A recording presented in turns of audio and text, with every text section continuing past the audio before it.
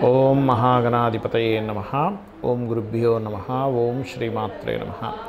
పరమేశ్వర స్వరూపమైనటువంటి జ్యోతిష, వాస్తు మరియు ఇతర అనేకమైనటువంటి శాస్త్రములను మనకు అందించినటువంటి మహర్షులకి నమస్కారం. హయగ్రీవ హయగ్రీవ హయగ్రీవేతి యో వదేత్తస్య నిస్సరతే వాణి జహ్నుకన్యా ప్రవాహవత్. అరుణాం కరుణాతరంగితాక్షీం ధృతపాశాంకుశపుష్పబాణచాపాం అనిమాదిభిరావృతాం మయూకైః అహమిత్యేవ విభావయే భవానీం. శ్రీమాత్రే నమః. ప్రేక్షకులకి ఆ లలితాంబిక అమ్మవారి యొక్క అనుగ్రహం పరిపూర్ణంగా కలగాలని మనస్ఫూర్తి కోరుకుంటూ మనం ఈరోజు చెప్పుకోబోయే టాపిక్ ఏమిటంటే, చాలామంది నన్ను అడుగుతున్న విషయం ఏంటంటే, ఈ క్రోధినామ సంవత్సరం రాబోతుంది కాబట్టి ఈ ఫలితాలు ఈ రకంగా ఉంటాయని చెప్పడం జరిగింది. అదే రకంగా మనకు కనిపిస్తుంది పరిస్థితి. ఇంకా ఇన్ ఫ్యూచర్లో ఏదైనా ఇబ్బందులు ఉంటాయా, ఉన్నట్లయితే దానికి మరి పరిహారం ఏం చేసుకోవాలి అని అడుగుతున్నారు. అప్పుడు నేను చూసినట్లయితే మనకి అక్టోబర్ 22వ తేదీ నుంచి ఒక 45 రోజులు కుజుడు వృశ్చికంలో మన కర్కాటక రాశిలో నీచపొంది ఉంటాడు. కానీ ఆ టైంలో ఒక నెల రోజుల తర్వాత వక్రిస్తాడు మళ్ళీ. సో 22వ తేదీ అక్టోబర్ నుంచి ఒక నెల రోజులు మాత్రం కొంచెం జాగ్రత్తగా ఉండవలసిన పరిస్థితి ఉంది. దానికి ఏ రాసుల వారు ఏ విషయాల పట్ల జాగ్రత్తగా ఉండాలి కుజుడు నీచ పొందుతున్నందుకు అనే విషయం ఇప్పుడు మనం తెలుసుకుందాం. వృశ్చిక లగ్నము, వృశ్చిక రాశి. వృశ్చికం వారి కనుక చూసుకున్నట్లయితే ప్రధానంగా మీకు మీ యొక్క రాస్యాధిపతి భాగ్యస్థానంలో నీచ పొందాడు. దీనివల్ల ఏమిటంటే లగ్న షష్టమాధిపతి భాగ్యంలో ఉన్నాడు. కాంపిటేటివ్ రిలేటెడ్గా కొంచెం గట్టిగా నిలబడవలసిన పరిస్థితి.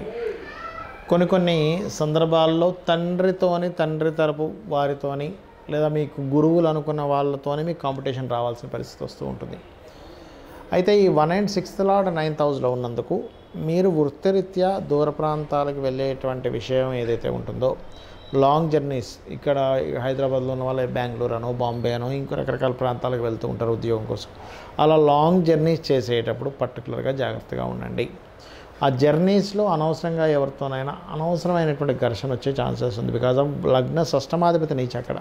పర్టికులర్గా అక్టోబర్ 22 నుంచి నవంబర్ 22 మధ్యలో ఈ జాగ్రత్త తీసుకోవాలి. మళ్ళీ ఒక 3-4 నెలలు వక్రించి వెనక్కి వెళ్తాడు, మళ్ళీ వెనక్కి వస్తాడు. అప్పుడు మళ్ళీ కొంత జాగ్రత్తగా ఉండాలి. కాబట్టి ఈ ఏదైనా ఉగాది వరకు ఈ జాగ్రత్తలు తీసుకోండి. మరియు మీ తండ్రి గారికి ఏదైనా హెల్త్ రిలేటెడ్ ఇష్యూస్ ఉన్నట్లయితే ఖచ్చితంగా ఒక మనిషి పక్కన ఉండేలా చూసుకోండి. ఫైనాన్షియల్ డెవలప్మెంట్స్ ఉంటాయి, దానికి ఏం ప్రాబ్లం లేదు. కాకపోతే అప్పులు ఇవ్వడం, బ్యాంకుల్లో అప్పులు ఇవ్వడం లేదా బ్యాంకు ద్వారా మీరు ఇంకెవరికైనా అప్పుని మీ పేరు మీద లోన్ తీసుకుని వాళ్ళకి ఇచ్చి ఇంత వడ్డీ అని తీసుకుని ఇట్లాంటి విషయాల్లో చాలా కేర్గా ఉండాలి. Because of 9th house signifies banks. 9th అనేది తండ్రి, 9th అనేటువంటిది గురువు. సో అక్కడి నుంచి పడ్డాడు మీకు మీ యొక్క జన్మజాతకంలో. కాబట్టి కుజుడి యొక్క ప్రభావం ఈ రకంగా చూపిస్తూ ఉంటుంది. అలాగే కాస్త ఈ మిలిటరీ, ఈ డిఫెన్స్ రంగాల్లో ఉండేటువంటి వారు, సరిహద్దుల్లో ఉన్న వాళ్ళు కాస్త జాగ్రత్తగా ఉండాలి. బికాజ్ ఆఫ్ ఈ యొక్క పోలీసులకు కానివ్వండి, మిలిటరీ వాళ్ళకి కానివ్వండి, వీళ్ళని రూల్ చేసే గ్రహం ఏది అంటే కుజుడే ఎక్కువగా రూల్ చేస్తూ ఉంటారు. అందుకే వాళ్ళు ఈ కుజ ప్రభావం ఎక్కువగా కలిగి ఉంటారు. అంటే లా అండ్ ఆర్డర్ని కాపాడేటువంటి వాళ్ళు. వీళ్ళందరికీ కూడా ఏంటంటే మళ్ళీ మీరు చూసుకున్నట్లయితే ఈ లాయర్లకి అది గురువు అవుతాడు. కొంత గురు రాహు కాంబినేషన్, గురుచండాల యుగం ఏర్పడుతూ ఉంటుంది ఇప్పుడున్న సొసైటీ పరంగా చూసుకుంటే. కాబట్టి ఆ రకంగా ఉండడం జరుగుతూ ఉంటుంది. అయితే ఇక్కడ మీరు ఏంటంటే మెయిన్గా దక్షిణామూర్తి యొక్క ఆరాధన చేయండి. శని కుజ గ్రహాల దగ్గర దీపారాధన చేయండి. 4వ స్థానంలో ఉన్న శని మీద కుజుడు దృష్టి ఉంది కాబట్టి మీ యొక్క తండ్రి పేరు మీద ఏదైనా ప్రాపర్టీస్ తీసుకునేటప్పుడు ముఖ్యంగా జాగ్రత్తగా చూడండి. అదేవిధంగా మీ యొక్క సిబ్లింగ్స్ పేరు మీద ఏదైనా ప్రాపర్టీ తీసుకునేటప్పుడు కూడా కొంత జాగ్రత్తగా ఉండండి. ఇక మీరు చేయవలసిన దేవతారాధన ఇందాక చెప్పినట్టుగా దక్షిణామూర్తి ఆరాధన లేదా జై గురుదత్త, శ్రీ గురుదత్త నామస్మరణ చేస్తే కోర్టు కేసెస్ ఏమైనా ఉన్నా సరే క్లియర్ అవ్వడం జరుగుతుంది. ఈ యొక్క కుజుడు నీచ వల్ల మనం ఇంతకాలం ఏదైతే చూస్తున్నామో, మనం క్రోధినామ సంవత్సరంలో ఆల్రెడీ అనుకున్నాం.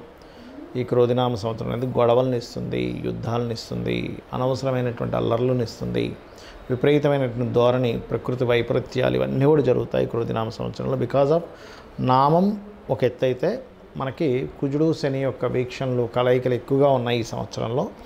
అదే కాకుండా ఈ సంవత్సరానికి అధిపతి కుజుడు అయ్యాడు అని చెప్పుకున్నాం. అలాంటి కుజుడు నీచ పొందుతుంటాడు.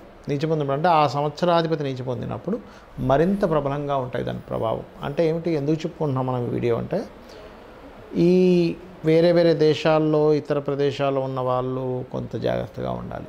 అయితే ఇది ప్రపంచవ్యాప్తంగా మాత్రం అల్లర్లని, గొడవలని, ప్రకృతి వైపరీత్యాలను ఇస్తూ ఉంటే ఇప్పుడు కొంతమందికి ఇప్పుడు వరకు మనం చెప్పుకున్నాం ఫలానా రాశి అయితే ఇది చేసుకోండి అని. మరి మీకు రాశి ఏమీ తెలియదు, మరి అలాంటి వాళ్ళు ఏం చేయాలి? నవగ్రహాల్లో ప్రత్యేకంగా ఈ యొక్క కుజుడు కర్కాటకంలో నీచ పొంది శనిని వీక్షిస్తున్నాడు కాబట్టి శని కుజ గ్రహాల దగ్గర దీపారాధన చేయండి. Point number 1. రెండవది చండీ పారాయణం. చెండు వినడం కానీ, చండీ పారాయణం చేసుకోవడం కానీ, చండీ హోమంలో కానీ ఎక్కువగా పార్టిసిపేట్ చేయండి. అన్ని విధాలా మీకు బాగుంటుంది. అదేవిధంగా కాస్త బీపీ లెవెల్స్ ఎక్కువ ఉన్నటువంటి వారు, ఈ కుజుడు యొక్క స్థితి ఇలా ఉన్నప్పుడు ఏమవుతుందంటే, ఎలా అయితే ప్రకృతి మీద దాని ప్రభావం కనబడుతూ ఉంటుందో మనుష్యుల మీద, మనుషుల ఆరోగ్యాల మీద కూడా చూపిస్తూ ఉంటుంది.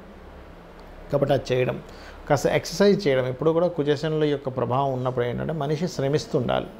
ఎక్సర్సైజ్లని, వ్యాయామాలని, వీటి వల్ల కూడా ఏమవుతుందంటే ఎఫెక్ట్ అనేటువంటి చాలా మటుకు మార్పు వస్తూ ఉంటుంది.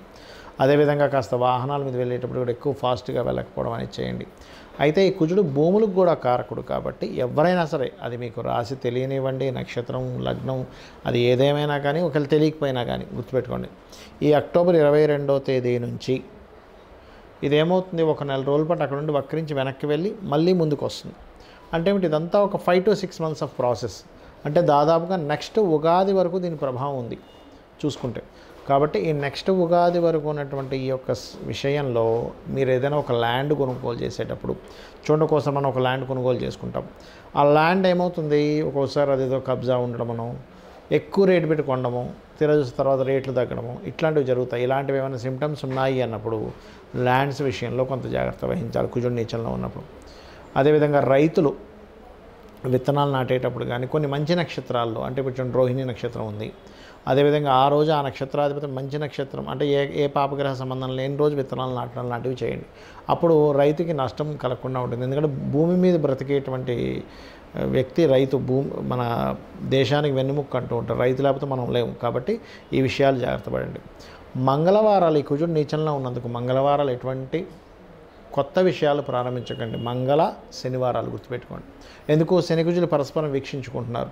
లేదా శని హోరల్లో కానీ, శని వారాలు కానీ, లేదా కుజ వారాలు కానీ, అంటే మంగళవారాలు కానీ, మంగళ హోరల్లో, కుజ హోరల్లో కానీ ఎటువంటి కొత్తవి ప్రారంభించకండి. అదేవిధంగా కుజుడి యొక్క లగ్నాలు లేదా శని యొక్క లగ్నాలు, అంటే మేషము, వృశ్చికము, మకరము, కుంభము లగ్నాల్లో కూడా ఏమీ ప్రారంభించకండి.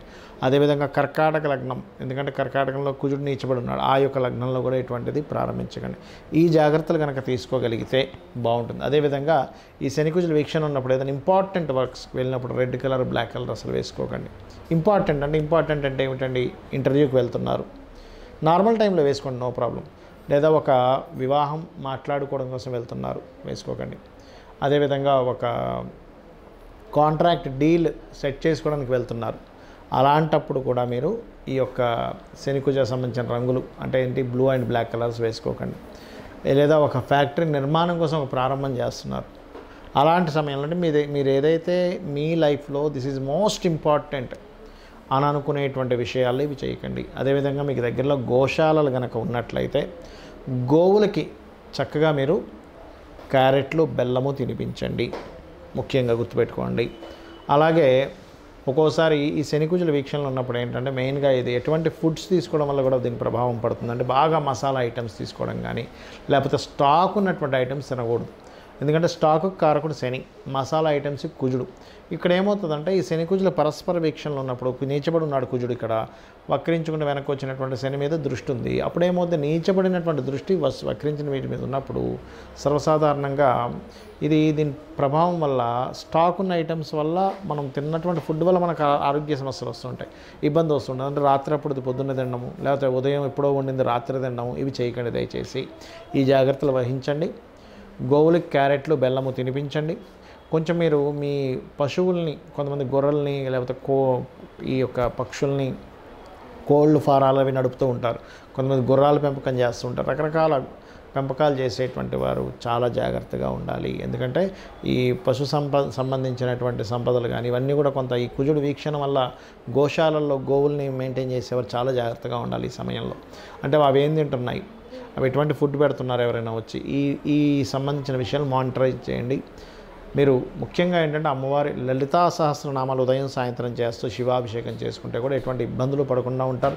ఈ దేశంలో కదా ఏ దేశంలో ఉన్నా, ఎక్కడ యుద్ధాలు జరుగుతున్నాయి, ఎక్కడ ఇలాంటి భయానకమైనటువంటి పరిస్థితులు వస్తున్నా సరే ఎటువంటి ఇబ్బంది కలగకుండా అమ్మవారు రక్షిస్తుంది. శ్రీమాత్రే నమః.